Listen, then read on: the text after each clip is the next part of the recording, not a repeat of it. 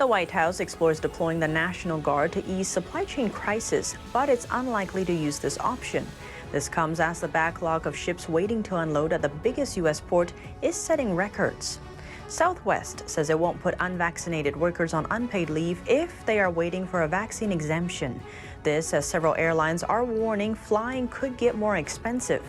And a report says Facebook is planning to rebrand itself with a focus on the metaverse. And Facebook founder Mark Zuckerberg has been added to an ongoing lawsuit against the social media giant over privacy issues. Tune in to Deep Dive as we explore these topics and more.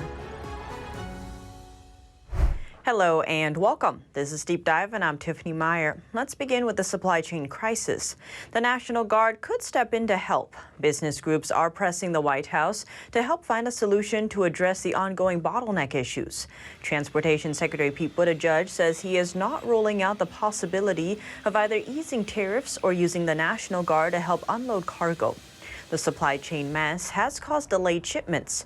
Rising cost of goods and shelves have been left empty at stores across the nation.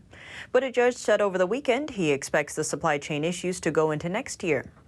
Well, certainly a lot of the challenges that we've been experiencing this year will continue into next year, but there are both short-term and long-term steps that we can take to do something about it. Look, part of what's happening isn't just the supply side, it's the demand side. Demand is off the charts. Retail sales are through the roof, and if you think about those images of ships, for example, waiting at anchor on the West Coast, every one of those ships is full of record amounts of goods that Americans are buying because demand is up, because income is up. This comes as the backlog of ships waiting to unload at the biggest U.S. port is setting records. The executive director of the Port of Los Angeles told CNN, "We have about 2 weeks' worth of work sitting at anchor right now," adding that some 200,000 shipping containers remain on ships off the coast.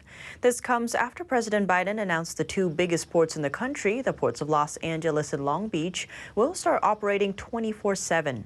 But just because the ports are open 24/7 doesn't mean work happens nonstop.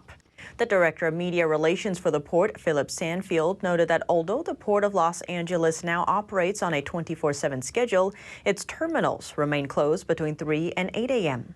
That's because the terminals are privately owned and operated. He said currently there seems to be no cargo owners who are looking to use the 3 a.m. to 8 a.m. window. And what happens once those containers are unloaded? According to local media reports, those containers are now lining the streets. One area running into issues is the city of Anaheim, California. Local residents told CBS LA it's become a hassle, with some residents finding their cars blocked by shipping containers. Trucking company UCTI's owner says the company is struggling to face the massive overflow of its usual 65 container spaces. As of Tuesday, 100 container ships were reportedly waiting to unload in the Los Angeles port. And what about the trucks set to pick up those containers? The trucking industry says its already serious labor shortage is getting even worse. According to the American Trucking Association, the industry is down some 80,000 drivers. That's an all-time record high. The industry was already short more than 60,000 drivers before the pandemic. A spokesman says many drivers are retiring or leaving the industry. He says 71% of all goods in the U.S. have to be moved by trucks at some point in their trek to local stores. Analysts say the driver shortage is contributing to the huge backlog at U.S. ports and supply chain slowdowns. Now, let's turn to a different transport industry, airlines. Southwest says it won't put unvaccinated workers on unpaid leave if they are waiting for a vaccine exemption. Southwest is a federal contractor, so its employees have to be vaccinated by December 8th, unless they have medical or religious reasons. CNBC reports the airline told its employees that if they ask for an exemption but haven't gotten approved by the deadline, they can keep working, wearing masks and following social distancing rules until somebody reviews their requests. Southwest employees will have until November 24th to request an exemption. The company stressed it will approve all valid requests for religious or medical accommodations. If it is not granted, Southwest said it will provide adequate time for an employee to become fully vaccinated while continuing to work and adhering to safety protocols. Southwest also faces a lawsuit from its main pilots union, the Southwest Airlines Pilots Association. The union asked the court to halt the company's vaccine requirement, arguing that pilots face a unique risk from any potential vaccine side effects. That's because of the medical standards pilots need to clear before working. Southwest's lawyers urged the court over the weekend to reject the legal challenge, arguing that it would unduly harm its business and employees. Southwest made headlines after massive delays and cancellations recently. The airline canceled nearly 2,000 flights 2 weekends ago. That led to speculations over vaccine mandates. Southwest called the speculations inaccurate and rumors. This comes as several airlines are warning flying could get more expensive. United Airlines CEO warned on Wednesday that a sharp increase in jet fuel prices will drive up airfares amid an increase in oil prices. And Delta Airlines CEO issued a similar warning earlier this month about fuel costs.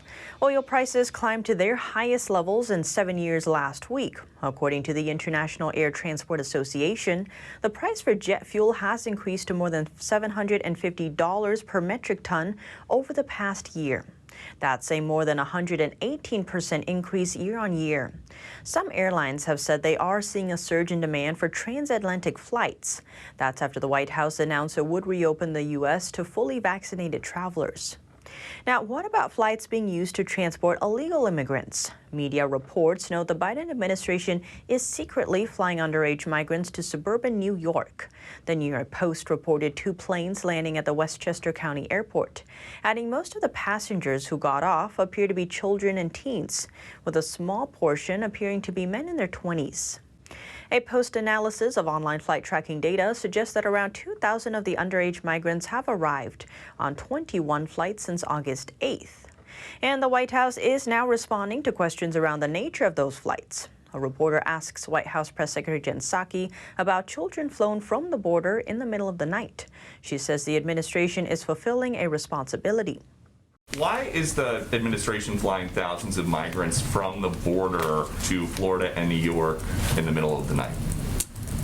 Well, I'm not sure that it's in the middle of the night, but let me tell you what's happening here.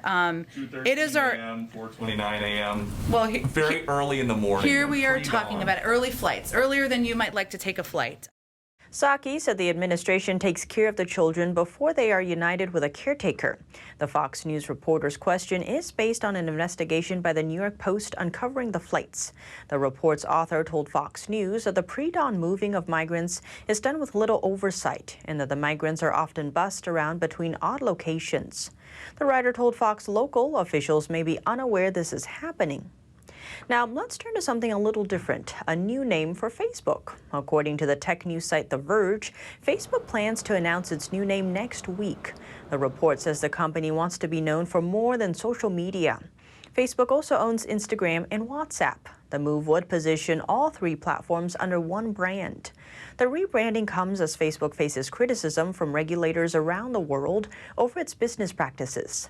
A company spokesperson says they are not commenting on the report, calling it rumor or speculation.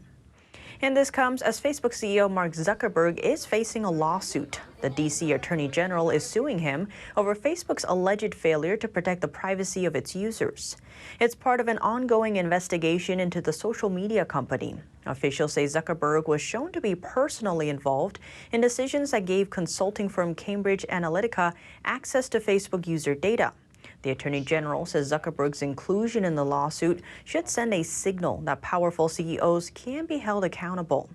Representatives from Facebook called the allegations meritless and said they will continue to focus on the facts.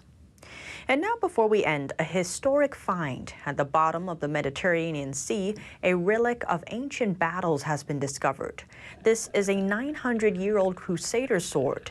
An Israeli diver discovered the iron weapon on the seabed off the Carmel coast of Israel. It has a blade over 3 feet long and was encrusted with marine organisms. Experts say the rare find has been preserved in perfect condition, and they believe it belonged to a Crusader knight.